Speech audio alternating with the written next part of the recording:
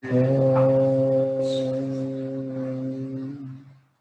Sadashiva Samarambam Shankaracharya Madhyamam Asmadacharya Paryantam Vande Guru Paramparam Ishvaro Guratmeti Muchi Veda Vibhagine Yomabda Vyapta Dehaya Dakshinamutaye Namaha Sava Vedanta Sedanta Gocharam Tamagocharam Govindam Paramanantam Satguru Pranatosh Maham. Om Shanti, Shanti, Shanti Om. Namastê. Bem-vindos à nossa sessão classe da tarde sobre o capítulo 4 do Gita.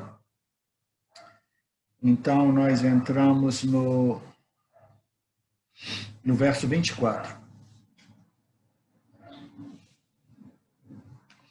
Aquele que oferece ao ser, a oferenda é ao ser e é oferecido pelo ser dentro do fogo sacrificial, o qual é também o ser é de fato conhecido por aquele que vê tudo como o ser. Em outras palavras, tudo é somente Ishvara, né? Nessa ordem de realidade aparente, essa ordem de realidade tridimensional, de nomes e formas, tudo é somente Ishvara, né? E, naturalmente, como Ishvara desfruta de uma existência dependente de Brahman, então nós também podemos dizer que tudo é somente Brahman.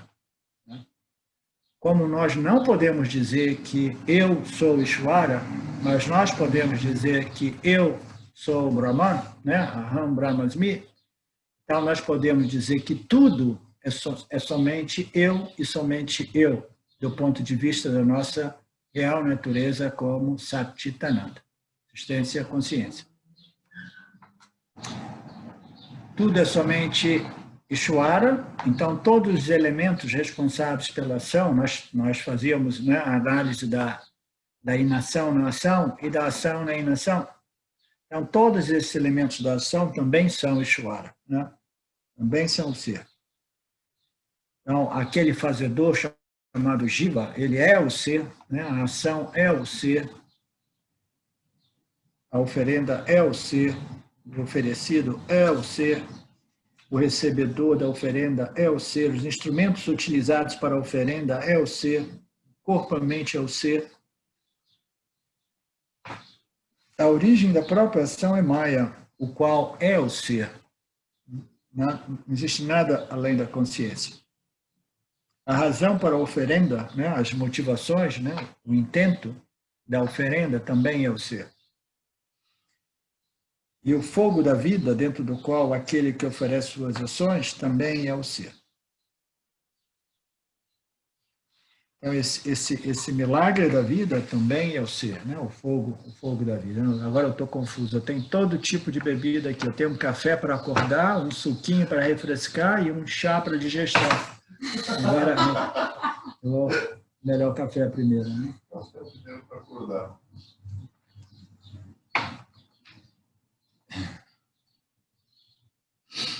Ok. Agora que nós sabemos que tudo é somente Ishvara, a única coisa que falta é compreender que Ishvara é Brahman. Então, uma vez que a gente saiba que Ishvara é Brahman, então a gente sabe que tudo que existe é somente Brahman. Aí, no momento que nós compreendemos Aham Brahmasmi, eu sou Brahman, então a gente fecha essa equação, o círculo, né, e diz assim, tudo é somente eu. Né? Tudo é somente Brahman.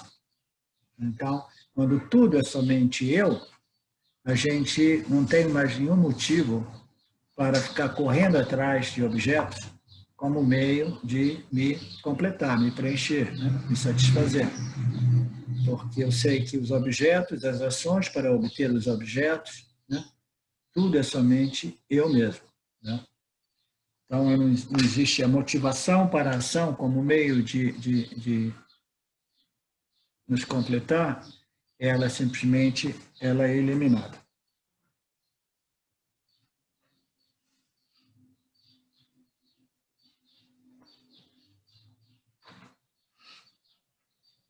No verso 25, Karma Yogis realizam rituais para invocar as divindades, enquanto renunciantes contemplativos oferecem suas vidas ao fogo do autoconhecimento. Então, esse é um verso que faz uma distinção, né, entre Karma Yoga, né, e Jnana Yoga. Né? O Karma Yogi e o Jnana Yogi, né? Aquele que é interessado em contemplar e compreender. Né? Então, Karma Yogis realizam rituais para invocar as divindades. Então, o que o Karma Yogi quer? Ele quer simplesmente Ishvara do lado deles. Ele quer que Ishvara, né, jogue no time deles. Ele quer, não, eu quero o favorecimento, a simpatia de Ishvara. Né? Então, eu vou oferecer as minhas orações, os meus pujas, né, com o intuito de invocar os deuses, né? As divindades são os deuses. Todas essas divindades, elas são diferentes, mas fundamentalmente todas elas são somente Ishvara, o Lorde desse universo manifesto. Depende daquilo que a gente queira, né? Se nós queremos prosperidade, então nós precisamos invocar um certo aspecto de Ishvara. Se nós queremos a saúde, nós invocamos um outro aspecto de Ishvara, né? E assim por diante. Então, todo Karma Yogi, todo devoto de Ishvara, ele invoca as divindades segundo os seus desejos, né? Segundo aquilo que eles querem realizar, né? Obter, né? Alcançar. Mas o que ocorre com os Jnana Yogis? Os Jnana Yogis, eles oferecem suas vidas, isso é muito bonito, eles oferecem suas vidas no fogo do autoconhecimento. Olha que lindo. Se antes nós oferecemos as nossas preces, né, os nossos pujas, os nossos rituais, as nossas orações, né, dedicadas a essas divindades que são representações de Ishvara para obter coisas, né, obter certas realizações, no momento que nós nos tornamos inquirers, né, investigadores da realidade, investigadores da verdade, buscadores de moksha, né? No momento que nós buscamos moksha, nós vamos oferecer o quê? Nós vamos oferecer as nossas vidas. A gente vai oferecer tudo aquilo que a gente tem, a gente vai apostar todas as nossas fichas, né? Porque o nosso objetivo agora é um e somente um. É o autoconhecimento e a libertação do samsara. E compreendendo o valor do autoconhecimento e da libertação do samsara, o Jnana Yogi ele é disposto de apostar todas as fichas, até mesmo a sua própria vida, no fogo do autoconhecimento. Né? O fogo do autoconhecimento, como nós vimos anteriormente, é o fogo, né, do autoconhecimento, o fogo da luz do conhecimento que vai dissipar a escuridão da ignorância. Né? Então, o que a gente precisa de oferecer? Né? A gente precisa oferecer toda a nossa ignorância, toda a nossa história, toda a nossa personalidade, todas as noções equivocadas a respeito, né, dessa identidade como o corpo, como a mente. Né? Então, tudo isso precisa ser oferecido. Em outras palavras, é como se o Jiva ele estivesse oferecendo a sua história de vida, dizendo assim, acaba com essa história, acaba com essa fantasia, acaba com todos os meus quereres e não quereres, né? Meus gostos e desgostos, destrói essa entidade que pensa, imagina, ser separada, independente, né? com vida própria, com consciência própria, né? Com desejos, com demandas ou domandas? Com demandas, né? Constantemente demandas, né? A Deus, a vida, etc., etc., aquela arrogância, de novo, né? Então, você simplesmente destrói esse jiva, eu estou disposto a queimar esse jiva no fogo do autoconhecimento, porque esse fogo vai simplesmente destruir a identidade, né, desse eu como o corpo e a mente para converter esse eu, né, na consciência como consciência. É um shift, é uma mudança de perspectiva, uma mudança de identidade, né, que requer essa disposição de oferecer tudo, todas as nossas noções, ideias, conceitos, todas as ideias que nós temos sobre o que somos, né? As nossas personalidades, nossos caráteres, tudo isso precisa ser oferecido, porque tudo isso faz parte daqueles apegos a essas experiências, essas histórias de vidas, através das quais nós nos definimos. Tudo isso a gente tem que deixar para trás, né? A ideia de que eu sou a Miriam, eu sou a Helenita, eu sou a Betânia, tudo isso tem que ser deixado para trás. Nós temos que realmente oferecer essas histórias todas, essas fantasias, no fogo do autoconhecimento.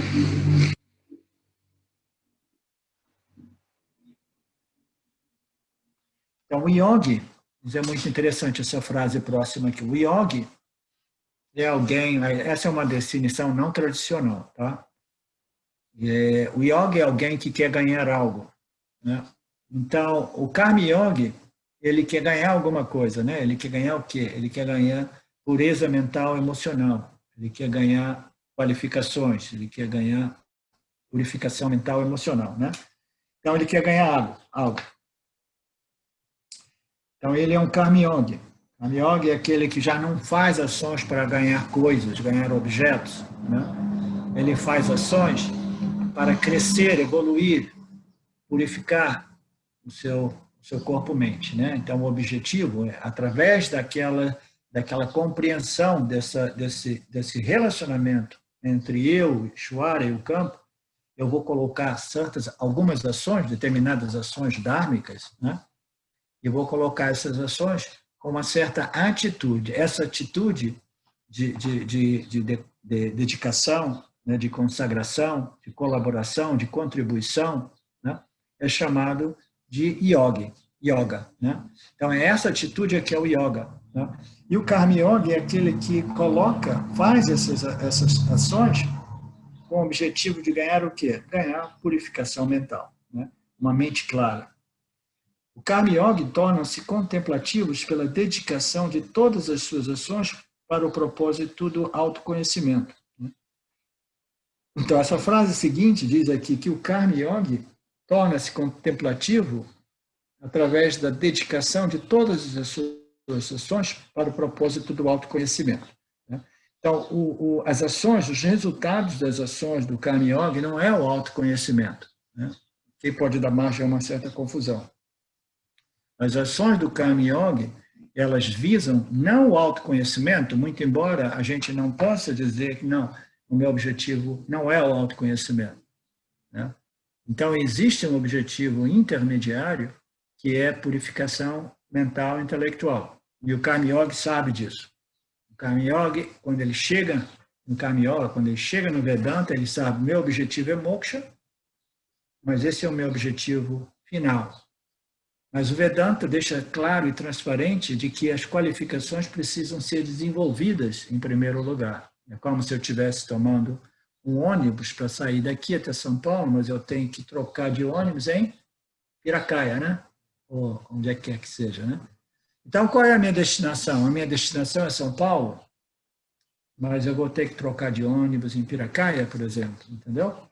Então, Piracaia é a minha destinação intermediária, primária. Do mesmo modo, o Karma Yoga, sabendo que a destinação dele é moksha, ele sabe que para chegar em moksha ele precisa de atingir essa purificação, né? Então, ele faz ações com muita humildade, né, com o objetivo de desenvolver essas qualificações, né? Mas ele jamais perde de mente o fato de que o seu objetivo não é a purificação, né, porque a purificação não liberta. Purificação pode tornar um indivíduo, um homem ou uma mulher, um santo ou numa santa, de tão puro, né? Mas a santidade não é a liberação, né? A santidade é simplesmente o resultado de uma vida, né, vivida em total harmonia com o Dharma, né? Então, o Karma Yoga, ele sabe que o propósito dele, embora seja final o autoconhecimento, o propósito intermediário e direto e imediato é a preparação mental.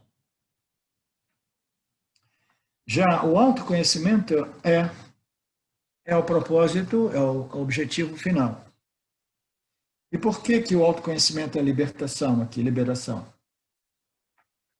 O autoconhecimento é libertação somente devido a um fato, né?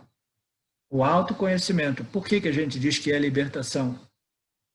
Porque quando a gente se conhece, a gente conhece aquele aspecto da nossa existência que é livre das ações e dos seus resultados, né? Quando nós compreendemos o que nós somos, nos dizemos, as escrituras nos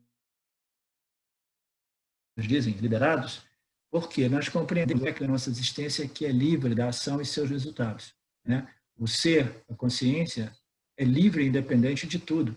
Na verdade, é a única realidade, é o único fator. Todo o resto é somente uma sobreposição aparente, né, que depende da nossa natureza como consciência. Então, nós dizemos que nós somos liberados porque o ser sempre foi livre, sempre será livre, o ser sem início e sem fim, né? O ser que existe além da temporalidade.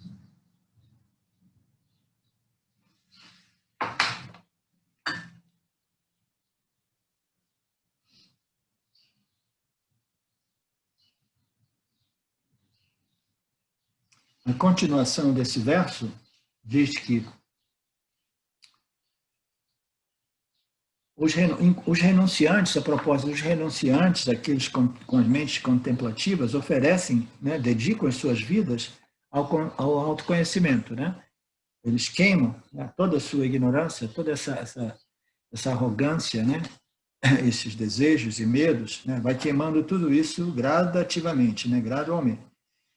E esses são os renunciantes. Os renunciantes é um outro nome dado para os sannyasis. Você lembra nos versos anteriores, eu acho que foi no nosso Gita de um mês atrás, de 3 semanas atrás, né? O Lord Krishna disse que ele tinha criado 2 estilos de vida, né? Um para os indivíduos extrovertidos, né? Rajasa, e um para os indivíduos renunciantes, né? Então, os renunciantes são aqueles que já não se sentem atraídos de fazer ações, eles não são atraídos por ações e seus resultados. Por quê? Porque eles compreenderam que qualquer resultado que é um produto de uma ação, ele é limitado por natureza. E por que os resultados são limitados? Porque toda e qualquer ação, ela é limitada. E por que toda e qualquer ação é limitada? Porque o jiva, por desenho, entendeu? Ele é um objeto cuja a possibilidade, né, cuja inerentemente ele se sente limitado e as suas ações elas são limitadas por sua própria configuração, por sua própria capacidade, por seus próprios talentos, por seus próprios conhecimentos limitados. Então, toda e qualquer ação é limitada. Então, uma ação ilimitada jamais pode produzir o ilimitado, que é a real natureza do indivíduo, né? Então, esses renunciantes são os sannyasis, aquele outro tipo de indivíduo que abandonou as ações como meio de obter um resultado que seja ilimitado, que seja ananta, a realização da minha natureza não limitada. A realização da minha natureza não limitada é impossível através de qualquer ação. E as ações são muito limitadas, as ações do jiva, tá?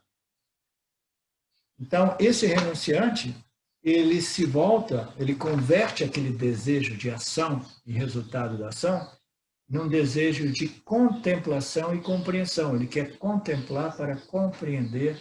Ele bota fé nessas declarações dos Upanishads e ele confia e ele acredita. Não, eu acredito que as escrituras, né, dos Upanishads estejam dizendo a verdade e, fundamentalmente, todos nós, jivas humanos, somos fundamentalmente, nós somos inteiros, plenos, porque nós somos a consciência. Então, agora eu quero realmente contemplar profundamente essas declarações dos Upanishads, até que elas se tornam realidades em minha vida, até que elas sejam fatos, né? Que elas não sejam puramente noções, sugestões, ideias, fantasias, desejos, mas que elas sejam integradas em minha vida e se tornem fatos, né? Então, esse é o desejo do sannyasi, do renunciante. Ele renuncia à ação e ele abraça o caminho da contemplação com o objetivo de compreender a sua natureza, que já é completa, que já é plena, que é livre de desejos, né, sucessivos. Não existe mais nada.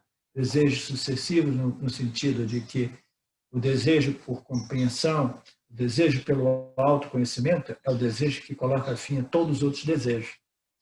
Entendeu? É o último desejo, é o desejo que vai acabar com todos os outros desejos. Ele é tão intenso que ele acaba queimando todos os outros desejos, e uma vez que esse desejo ele se extingua, ele desaparece, né? Através da compreensão, e eu sou Purna, né? Eu sou Brahman. Então, através dessa compreensão, o desejo desaparece e o que ocorre com ele? Ocorre que os desejos já não compelem Rima a agir, porque ele reconhece a sua natureza plena como consciência, né? Então, esse é o sannyasa, né?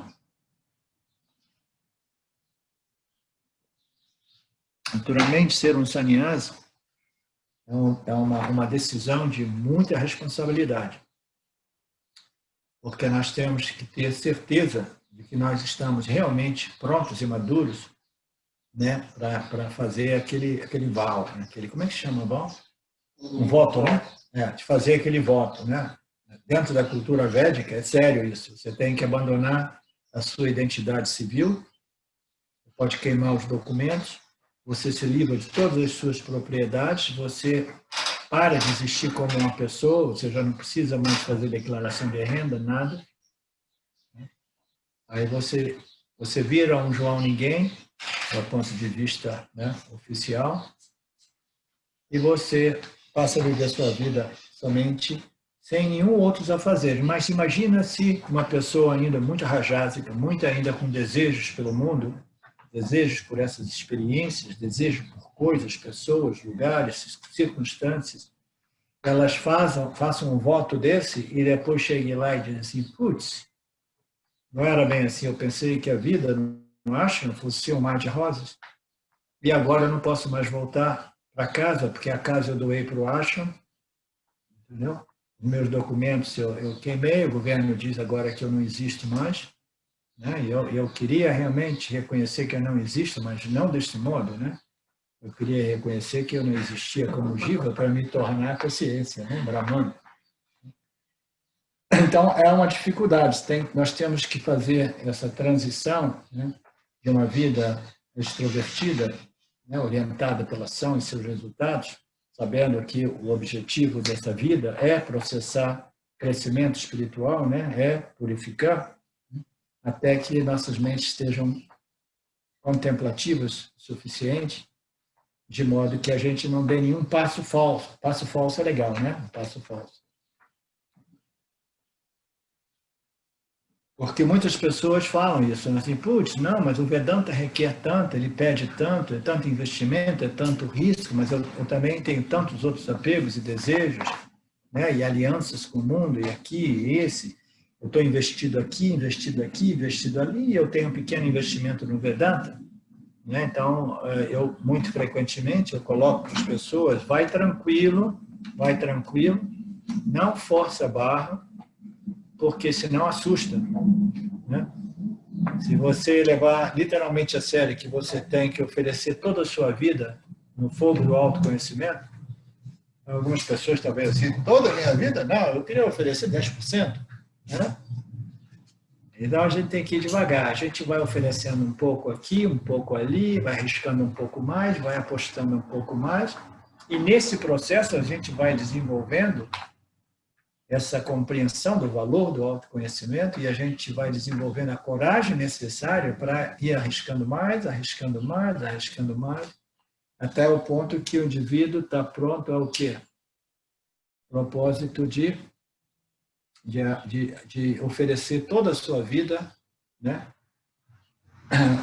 ao autoconhecimento, como dizia aquela passagem anterior. Então, é um processo gradual.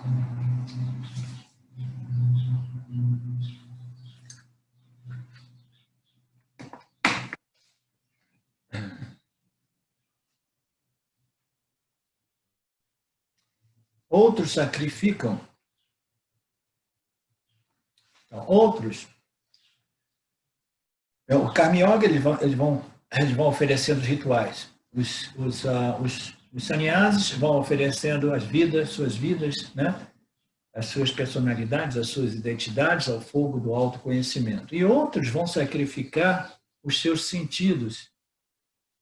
Eles vão sacrificar objetos dos sentidos com a ideia de dominação da mente.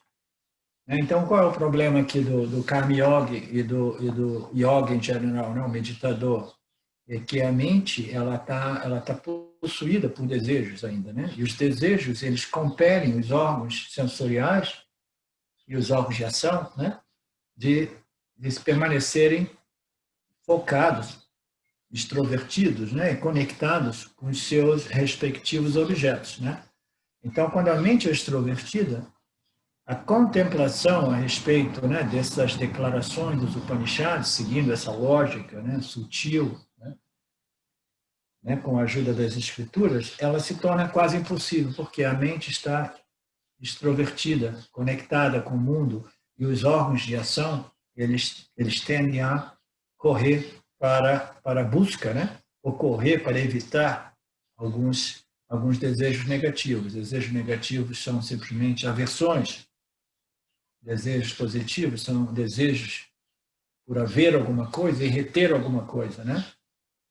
Os medos, esses desejos negativos, muitas vezes são os desejos de alguma coisa que você tem, mas você quer manter, você quer reter, você tem medo de perder.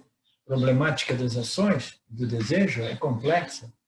A gente deseja aquilo que a gente não quer, e aí quando a gente obtém, a gente deseja não perder aquilo que a gente quer, entendeu? A gente deseja evitar aquilo que a gente não quer. É uma complexidade que não nos dá paz. Né? Então, tudo isso requer o quê? O Upasana Yoga. Eles precisam sacrificar os órgãos dos sentidos, eles precisam sacrificar esse envolvimento com os objetos do campo, né? Esse fascínio, esse relacionamento constante com os objetos do campo. Né? Tudo isso sob a ideia de controle da mente. Né? Eles querem controlar, regular a mente, regular os órgãos dos sentidos. Esse é o papel, é o propósito de Upasana Yoga também. Então, essa é uma outra forma de sacrifício. Né? É um outro modo de explicar o sacrifício dos nossos desejos. A gente vai sacrificando aqueles objetos de desejos. Né? Esses objetos que, não, isso aqui não, eu não vou dar isso não. Isso aqui, entendeu? Esse relacionamento que eu tenho, é o meu terceiro carro. O carro que eu comprei quando eu era jovem, ele está enferrujando, mas, entendeu? Não, eu vou manter ele porque eu tenho um relacionamento afetivo com esse carro velho, né? Então a gente vai se apegando com coisas, vai se apegando com objetos que gradualmente nós precisamos de sacrificar todos esses apegos. Existem também aqueles que sacrificam suas riquezas. Existem aqueles que pensam que o problema seja realmente o problema do apego aos objetos, sejam os objetos. Aí o que eles fazem? Ok, então eu vou doar todos os meus objetos. O que eu vou fazer? Eu vou doar esses objetos para o ashram. Corre muito na Índia isso. Eu dou as minhas posses ao ashram. Mas e aí? Você doou, você se renunciou aos objetos, mas e aí? E agora? E se você ainda tiver o desejo pelo objeto vivo na sua mente? Você se livrou do objeto? Mas a mente ainda está ali chorando e gritando, eu quero esse objeto, eu quero esse objeto, eu quero esse objeto. Grande problema, né? Então, esse tratamento de choque, que é assim, não, eu vou me livrar de tudo que eu tenho, né? E vou doar tudo para uma instituição de caridade, né? A gente precisa ponderar para saber se é um passo mais longo do que as minhas pernas ou não, né? A gente doa, a gente entrega, a gente sacrifica nossas riquezas na medida que a gente tem a estrutura, né? A estrutura, o equilíbrio mental e emocional para tal, né? Aí ele fala, não, eu compreendi aqui. Senão, o que que ocorre? Se você pensava que antes o problema era o objeto, que você estava pegado, agora a ausência do objeto vai perturbar a mente ainda mais. Assim, putz, agora eu me sinto realmente inseguro, né? Agora a coisa ficou realmente feia. Eu me livrei do objeto e a perturbação mental ainda maior, né?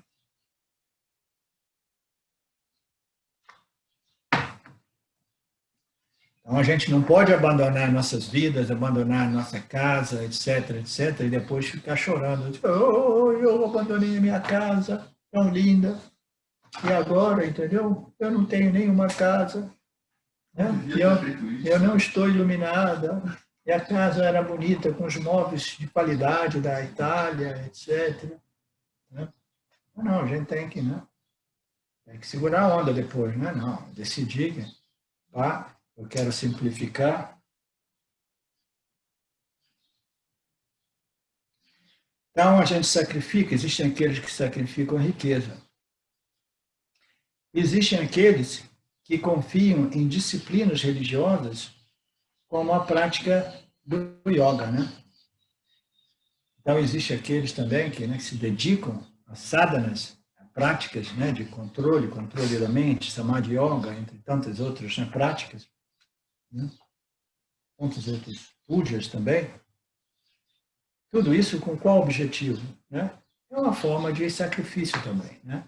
Uma forma de sacrifício, não. Porque, se a gente tivesse uma varinha mágica e dissesse assim, pá, quanto custa? Ah, R$ 1 milhão. Ah, tudo bem, eu vou economizar, compro a varinha mágica, aí assim, né? Eu sou Brahma, eu sou cheio, inteiro e completo, entendeu? Aí tudo resolvido. Sem todo esse sofrimento, né? Mas não, a gente tem que passar por 5, 10, 15, 20, 30 anos de sadhana, de esforços espirituais, no meio de tantos outros esforços materiais, é sempre ali, né? Tentando encontrar um equilíbrio no mundo, entre o mundo, né? A minha busca material, a minha busca espiritual. Tudo isso não é fácil, é muito sacrificante. A mim, diversas vezes na minha vida eu quis chutar o balde e abandonar essa busca espiritual, porque é um saco, né?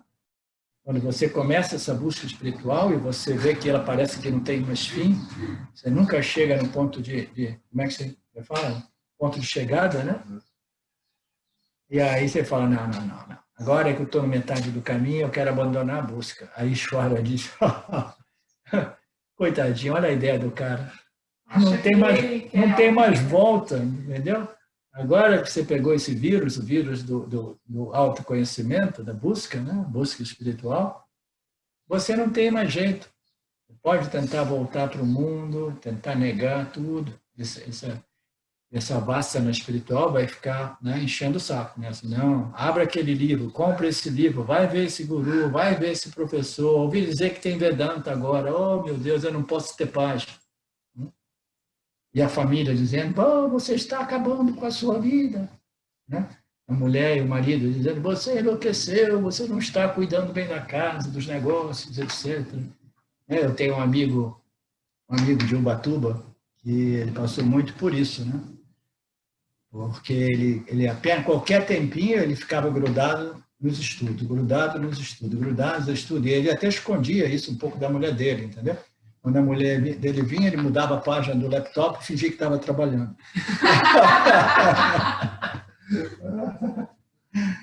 Porque o cara fica obcecado. Aí eu passei um tempo lá e tinha muita reclamação que estava sobrando para mim, né? Porque, porra, e as minhas, o meu dharma de marido, de provedor, de pai, etc, né? Eu negligenciando isso tudo, né? Então, é um problema sério essa busca de moksha, entendeu? Eu acho que vocês todos aqui do Vedanta Brasil, vocês já não têm mais retorno. Infelizmente, já é tarde demais, entendeu? Vocês já chegaram no Vedanta, então a infecção já está muito desenvolvida. Quente, né? Está muito quente. A pressão está baixa. Toma um pouco de sal. Não estou fazendo. Sal de Himalaias. Ó, bota isso aqui para vocês que eu não estou precisando. Mas faz muito barulho. Faz muito barulho. Né?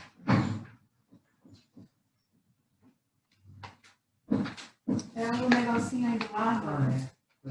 Então, os indivíduos têm aqueles que sacrificam, né, as outras atividades mundanas para fazer essas disciplinas, né? Essas disciplinas, essas sadhanas de yoga. Oi, Ana!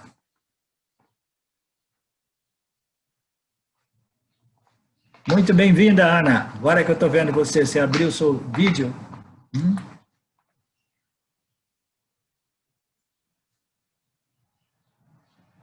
Mas existe também aqueles tão dispostos, vamos ver o que Krishna vai dizer aqui, né? Existem também aqueles tão dispostos que se devotam para o estudo dos textos sagrados. Esses são os casos mais graves, né?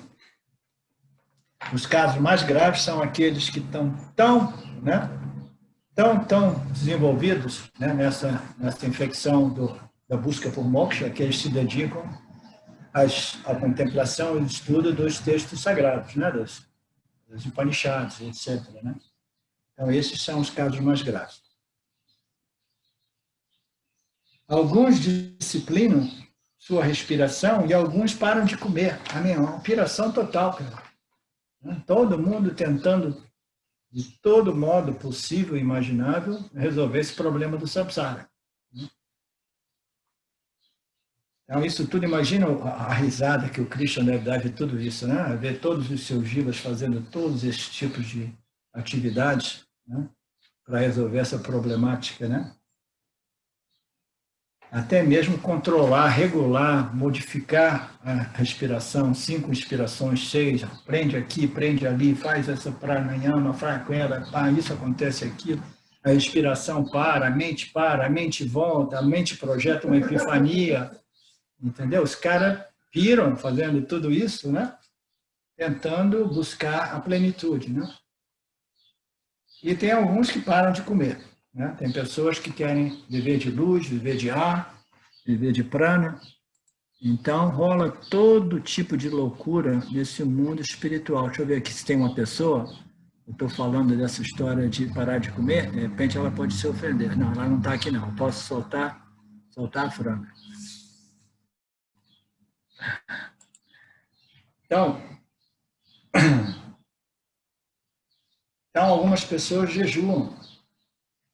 Aí o Krishna diz, independentemente do tipo de sacrifício, do tipo de esforço, do tipo de disciplina que alguém siga, a atitude sacrificial é o denominador comum, mestre Leontor, né? O denominador. Esse verso aqui dizendo assim, tudo requer um sacrifício. Ninguém consegue nada sem dar, entendeu? É a história da soma zero, né? Você tem que dar muito para obter o que você quer, né? Não existe nada que cai do céu, não existe nada que ocorra de graça, nada.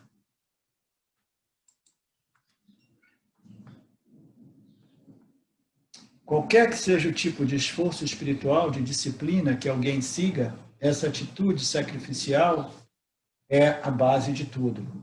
E ela serve para quê? Ela não serve realmente para moksha, né? Ela serve para queimar as impurezas da mente. Né? Ela serve para purificar a mente, para ir, né? É a história até mesmo a vida como samsari, né? Ela serve o propósito de ir produzindo, né? Mais e mais purificação, preparação, maturidade, né? O rala-rala da vida, os prazeres e dores, né? Todas as dificuldades que nós passamos na vida, elas vão lucidando esse intelecto, né? eles vão lucidando o corpo sutil, queimando as impurezas da mente. Tem um ditado em inglês que diz: aquilo que não me mata, me fortalece, diz em português, né? That which does not kill me make me stronger. Aquilo que não me mata, não me destrói, né, me fortalece. Mas isso aí também tem um duplo significado, né? Porque tem pessoas que se mergulham de cabeça no samsara e o samsara realmente acaba com o cara sem fortalecer ele, né? Porque se você forçar muito, aí no final das contas, o seu intelecto ele é literalmente destruído, né? Devido a essa intensidade do samsara, né? De aquelas emoções negativas constantes, né? Ansiedade, expectativa, frustração, raiva, competição, tudo aquilo também pode, né, danificar irreversivelmente o nosso intelecto, né? A mente do jiva. Mas, em geral, essas disciplinas espirituais acarretam uma mente composta e constante. Uma mente composta nada mais é do que uma mente, um intelecto muito bem equilibrado, né? Então, é equilibrado. Existe uma força mental, emocional, capaz de navegar em samsara sem perder o equilíbrio, significando dizer que as frustrações, os fracassos, as dificuldades, a adversidade já não derrubam o indivíduo. Ele desenvolveu o quê? Uma compostura. Compostura, que se diz aqui, é uma palavra que eu gosto muito. Essa.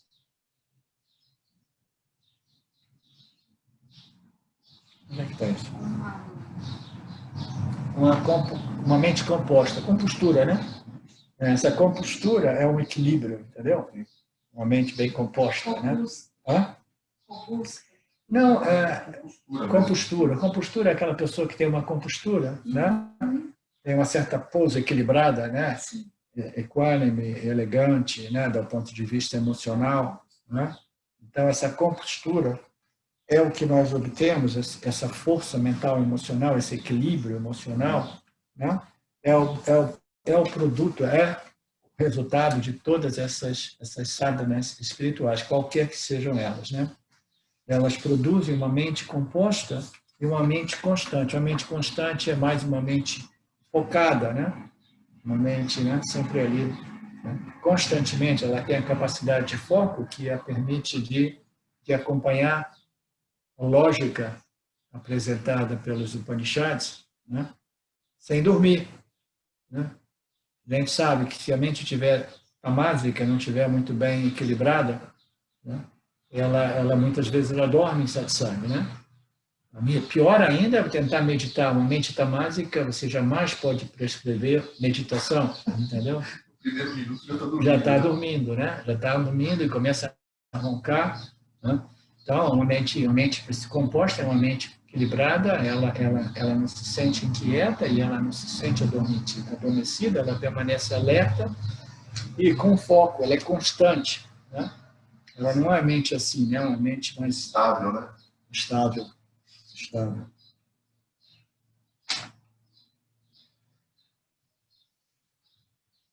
Elas são chamadas de sacrifícios porque o executor de ações tem outras opções. Olha que legal isso aqui. É um daqueles comentários, a cara do James. Por que é um sacrifício? Porra, a gente poderia aqui estar fazendo o quê? Passando o final de semana nas montanhas, acampando, ou na praia, ou fazendo festa. E a gente tem muitas outras opções, né? A gente poderia estar se divertindo aqui e ali, ao invés de não, a gente está aqui, né, fazendo esse trabalho espiritual, né? A Fernanda, você não gostaria de estar fazendo alguma coisa diferente nesse final de semana?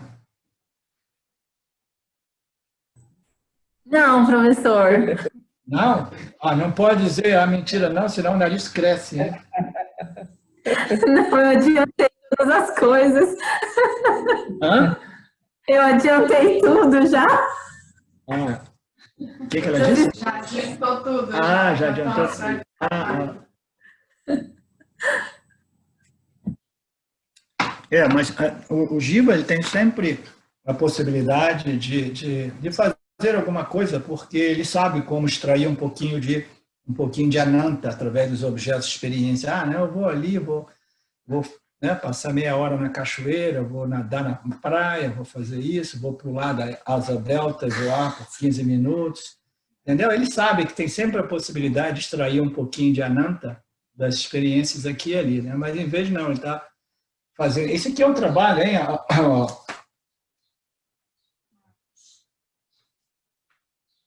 Marcos, esse aqui é um investimento de médio e longo prazo. A gente estava falando de investimentos hoje, né? Né? Chega numa taxa exponencial. A taxa exponencial de ganho, né?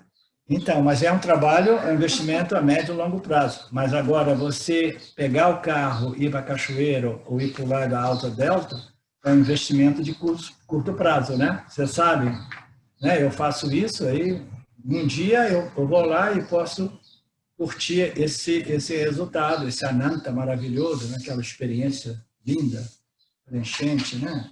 Plena, etc, etc. Então, o indivíduo, ele está sempre sacrificando esses pequenos momentos de prazeres quando ele quer fazer um investimento de longo prazo, né? Esses investidores modernos, eles querem resultados imediatos, você estava falando, né? Se ele é uma pessoa dharmica, ele faz investimentos sustentáveis a longo prazo, né? Abre mão do prazer, do consumo, do prazer no presente em prol do futuro. Ele vai sacrificar... Todo envolve isso. Né? Vai sacrificar os ganhos imediatos, as gratificações instantâneas, né? Então, é sempre isso, tem sempre um sacrifício envolvido, né? Nós temos sempre outras opções, mas nós, como buscadores de moksha, as nossas opções precisam ser fundamentalmente dhármicas, significando dizer que tem que servir o benefício do todo, não somente o nosso benefício, né? Verso 31. Aqueles que bebem o néctar do sacrifício encontram o eterno ser. Essa é uma expressão bonita, né? O néctar, agora o sacrifício, que é uma palavra vista mal no mundo ocidental, e agora estão falando do néctar, né? É uma bebida, né? E quando você sabe extrair realmente essa bebida, né? É como um néctar que te conduz ao ser, o ser universal, o ser supremo, né? O eterno ser, né? Então, aqueles que realmente compreendem o sacrifício, eles conseguem extrair esse néctar que os porta, né? Os conduz ao ser eterno, né? Muito bonito, né? Então, é um sacrifício que vale a pena, Tânia, vale? Muito, né? Sacrifício, se a gente for Não é nem traduzir, se a gente for sacrifício, traduzir etimologicamente a palavra sacrifício, vem do latim sacro, né? E ofício. Então, ofício de trabalho, um trabalho sagrado. Então, esse trabalho sagrado. sendo feito aqui é um trabalho sagrado. É um trabalho sagrado, sacrifício, né? Ofício, o trabalho sagrado. Então, esse trabalho sagrado é um trabalho que a gente tem que esperar, às vezes, uma vida inteira para receber o nosso dividendo, né? Mas não é assim também, não. Não é assim, né? Isso é um ponto importante também. Recebe diariamente. Porque a gente percebe que essa satisfação, né? Esse equilíbrio, né? Esse contentamento, essa paz, ela é crescente, né? Ela é crescente. Gradualmente ela vai crescendo. É isso que nos dá coragem de continuar nessa busca, né? Porque senão, esse período de purificação ou preparação da mente, né? É um processo mais lento e gradual, mas ainda assim os frutos são tangíveis. A gente percebe os frutos, né? A gente vai percebendo que nós somos mais equilibrados, mais serenos, mais tranquilos. Então, não é exatamente assim, né? A gente tem que ver que o Karma Yogi, ele já vai colhendo os resultados de suas ações nas ações. Ele não precisa de esperar os resultados das ações. Os resultados das ações do Karma Yoga são as ações, porque são as ações com o espírito tal que ele sente prazer de quê? De contribuir, né? De oferecer, né? Oferecer suas ações ao Lorde Ishvara, dedicar as suas ações ao Dharma, né? Então, é uma outra perspectiva, né? Então, a satisfação, esse punya, esse ananta, é presente na vida do Karma Yoga e do Upasana Yoga também. Um discípulo é uma pessoa disciplinada. Disciplina é um meio indireto, mas absolutamente necessário para a libertação. O resultado da disciplina é uma mente pura, o néctar do sacrifício. Então, o sacrifício ele conduz à purificação mental, emocional, intelectual, né? E ele é um meio indireto, porém indispensável. Então, todas essas sadhanas baseadas em ação e resultados de ação, elas são práticas indiretas para o autoconhecimento, sem as quais o autoconhecimento é impossível. Então, a gente pode até ter uma discussão filosófica, perguntar assim, então, o que é mais importante? As sadhanas de preparação ou as sadhanas de contemplação nos Mahavakyas do Vedanta?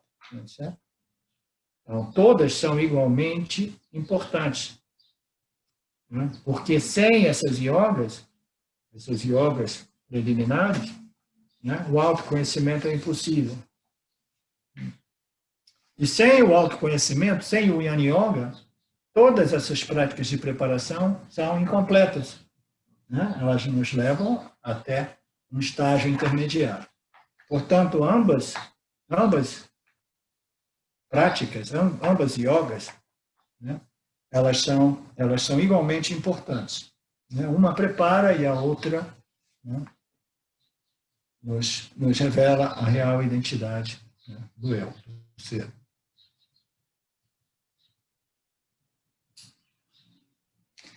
Nada realmente benéfico é obtido neste mundo sem o espírito de sacrifício.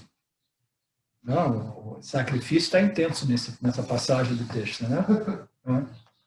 Agora, flash na minha mente uma coisa muito curiosa. Quando eu comecei a procurar emprego, primeiro eu tinha arrumado um emprego no estaleiro, quando eu saí da faculdade de engenharia. Mas eu era muito rebelde. Aí, depois de fazer alguns movimentos políticos dentro do estaleiro, eu acabei sendo expulso do estaleiro. Aí, o que aconteceu? Foi difícil arrumar um outro trabalho. Aí eu fui para São Paulo, porque eu pensei, ali ninguém me conhece, não existia internet ainda, de repente aqui ninguém vai buscar as referências minhas no Rio de Janeiro. Aí eu fui fazendo algumas entrevistas, e algumas entrevistas eram em grupo, diversos candidatos, e aquele cara que era um profissional com muita capacidade psicológica de ler a psicologia de cada um para ver quem é. Aí ele perguntando por que eu tinha ido para São Paulo, isso e aquilo, já tinha meses que eu estava ali procurando emprego e não conseguia. Aí chegou um momento que eu falei para ele assim, putz, mas eu não tinha imaginado, eu pensei que em São Paulo ia ser fácil arrumar um trabalho e eu não tinha imaginado que seria também aqui tão difícil. Ele olhou para mim e falou assim, não existe nada fácil na vida. Quando ele disse isso, sabe, aquilo ficou marcado, eu nunca esqueci. Não existe nada realmente fácil na vida. É exatamente isso, não existe nada benéfico que não seja fruto de muito esforço e sacrifício. Geralmente aquilo que vem fácil é fruto de sofrimento. Quando alguma coisa vem muito fácil, você pode desconfiar porque vai dar problema. É? Vai dar problema. Vocês ouviram essa? O Luciano diz assim, é melhor que seja difícil, porque se for uma conquista muito fácil, entendeu? Vai acabar dando problema. A minha avó, ela viveu muitos anos, ela morreu com 97 anos. Quando ela viu que eu estava me dando bem na minha carreira, eu estava crescendo, ela dizia para mim, olha, você vai devagar, cresce devagar, porque se você crescer muito rápido, você vai tomar um tombo. O tombo é alto. O tombo é alto, entendeu? Você tem que ir devagarzinho. Que isso, vó? Deixa eu falar. O mesmo conceito, né?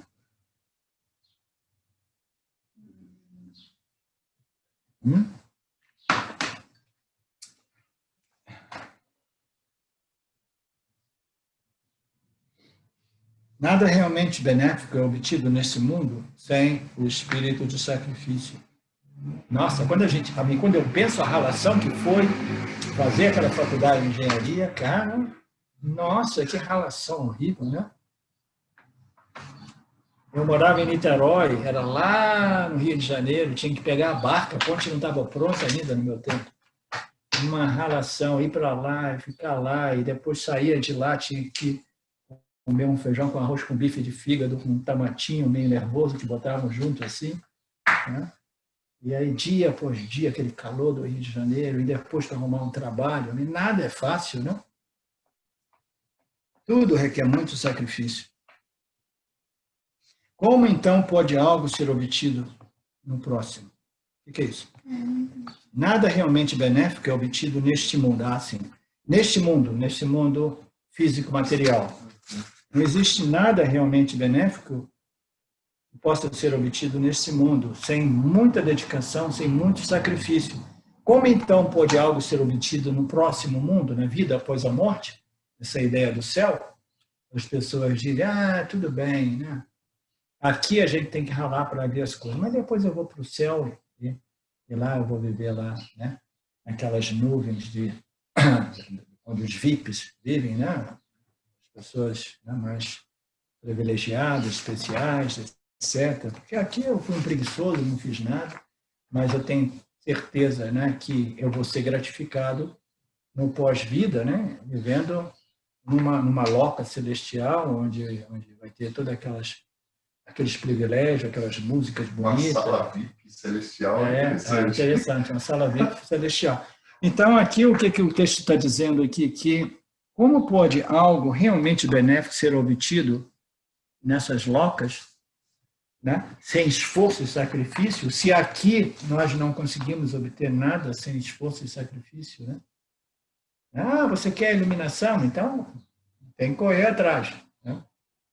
Não, quando eu morrer eu ilumino. Não, cara, você vai para uma dessas locas, exatamente, se você está sofrendo aqui, você vai sofrer também depois que você deixar o corpo físico, entendeu? Por quê? Porque nada ocorre por acaso, assim, entendeu? É um sistema meritório, né? E a gente obtém aquilo que a gente merece, né? Aquilo que a gente realmente sacrifica para obter, né? A gente faz todas as nossas disciplinas, etc., os esforços pessoais para crescer de modo que a gente possa, né, curtir o punha, os resultados positivos. Várias disciplinas religiosas são oferecidas nos Vedas. Essa frase ela tem a continuação na seguinte: todas essas disciplinas religiosas, esses rituais religiosos, essas disciplinas religiosas, elas aparecem nos Vedas e elas são sempre para obter alguma coisa, causa e efeito, né? Então Krishna diz: saiba que elas nascem do karma. Saber que elas nascem do karma te liberta. Saber que elas nascem do karma liberta. O que está querendo dizer essa frase? Várias disciplinas religiosas são oferecidas nos Vedas. Saber que elas nascem do karma liberta.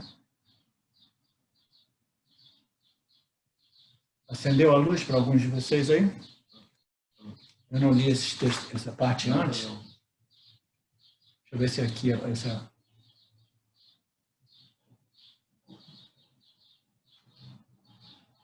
Ok. Então, eu entendi. É isso mesmo que eu tinha imaginado. Várias disciplinas religiosas são oferecidas nos Vedas. Os Vedas têm toda essa parte, né, mais extensiva dos Vedas, elas se referem às ações e seus resultados. E essas ações religiosas, essas disciplinas religiosas, elas não libertam, né? Então, você saber o valor da ação e o valor da contemplação e do conhecimento liberta. Então, você compreender que o karma, que essas disciplinas, elas são nascidas do karma, portanto, os resultados, no máximo, são a preparação mental e intelectual. Você saber disso é distinguir, compreender e distinguir o valor da ação e o valor do conhecimento. Entendeu? Isso significa dizer. Saber que elas nascem do karma liberta o indivíduo. Por quê? Porque você compreende né? É muito importante isso, porque eu tive essas conversas lá em São Paulo, porque a pessoa entra em contato com o Vedanta, às vezes pensa assim, não, agora eu não quero mais saber de ação e não quero mais saber de experiência, eu quero saber de conhecimento, né? Então, isso foi com os nossos amigos lá da Arca, né? Então, eu tive algumas conversas para dizer, ó, você tem que compreender o que você pode obter através da ação e da experiência e o que você jamais irá obter através da ação e da experiência. E saber o que você pode obter através da contemplação e compreensão. E não misturar os dois, né? Isso aqui é discriminação entre ação e contemplação, né? Então, se a sua contemplação não está frutificando, saiba que é melhor você ainda fazer meditação, fazer alguns rituais, algumas práticas religiosas e espirituais, né? Seja um Kama Yoga, né? etc. Então, essa compreensão conduz à libertação. O sacrifício motivado pelo autoconhecimento é superior ao sacrifício com referência a objetos materiais, porque a própria ação é resolvida pelo autoconhecimento, ou é resolvida no autoconhecimento. Então, existem diversos níveis de sacrifício, né? Como nós vimos em algumas passagens anteriores, né? Se a gente for sacrificar os nossos bens materiais, a gente não necessariamente vai estar sacrificando os nossos desejos pelos objetos, né? Então, o sacrifício motivado pelo autoconhecimento, não, eu não estou mais interessado em sacrificar as minhas ações, eu não estou interessado em sacrificar os resultados das ações, eu não estou interessado em sacrificar as minhas posses, entendeu? Eu estou interessado em sacrificar a minha ignorância, né? Então, saber que o sacrifício motivado pelo autoconhecimento é superior do que todos os outros sacrifícios, entendeu? Porque esse é um sacrifício que liberta o indivíduo. Você sacrifica realmente a sua ignorância como o ahankara, né? O jiva ego, o ego jiva, né? Então, o sacrifício motivado pelo autoconhecimento é superior ao sacrifício com referência aos objetos do mundo, né? Do samsara. O sacrifício referente às nossas experiências do samsara. A experiência também é um objeto, né? Por quê? Porque a própria ação é resolvida pelo autoconhecimento. Então, quando você faz ações constantemente, você vai ficar fazendo ações de sacrifício, entendeu? Para obter melhoramento mental, emocional, espiritual, né? Você está resolvendo a mente, mas resolvendo a mente temporariamente, né? Você vai resolvendo a mente, aí de novo, o que você tem que fazer? Você tem que fazer mais ação. Ação, aí punha espiritual. Aí eu suspendo as minhas ações, aí o punha, a árvore do punha seca. Aí eu tenho que regar, ação, aí eu tenho resultado da ação, né? Mas quando você sacrifica, né, o seu sacrifício é motivado pelo autoconhecimento, né? Você está exercitando um sacrifício superior, porque nesse caso a ação, né, essa ação de contemplação, a gente pode ter uma outra discussão aqui, que as ações espirituais, as sadhanas espirituais, os esforços espirituais, são ações mentais, físicas, mentais e verbais, muitas vezes, né? Repetição de mantras, meditação, né? Visualização, né? Ou atividades físicas dentro do campo do Kama Yoga, etc. Então, tudo isso são ações que produzem resultados de ações, né? Mas nós temos um outro tipo de ação, que é uma ação intelectual, que é a contemplação. Contemplação, né? Sobre essas declarações, como apresentadas nas escrituras dos Upanishads. 1 hora já passou, né? Então, essas contemplações, elas produzem um resultado. Mas qual é a diferença do resultado das ações mentais, verbais e físicas, das ações intelectuais, né? Contemplando essas declarações como apresentadas pelos Upanishads? É que a contemplação, ela não produz uma experiência, ela produz o quê? Ela produz um clique de compreensão, ela produz a compreensão, o conhecimento. A contemplação produz o conhecimento. As ações, ela produz um melhoramento, uma experiência de melhoramento mental, emocional, intelectual, entendeu? Purificação. Né? Então, aqui está dizendo, a própria ação é resolvida pelo autoconhecimento, entendeu? Então, quando você sacrifica, né, o seu sacrifício é motivado por esse autoconhecimento, a contemplação, a ação, por ela mesma, já é resolvida pelo autoconhecimento. É uma ação intelectual que põe o fim na necessidade de mais ações. Esse é o ponto, entendeu? O conhecimento coloca o fim à necessidade por mais e mais experiências e conhecimentos, melhoramento até mesmo, entendeu?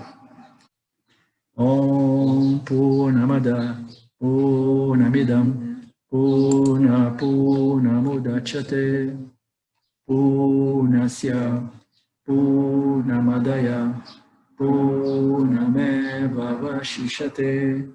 Om Shanti Shanti Shanti.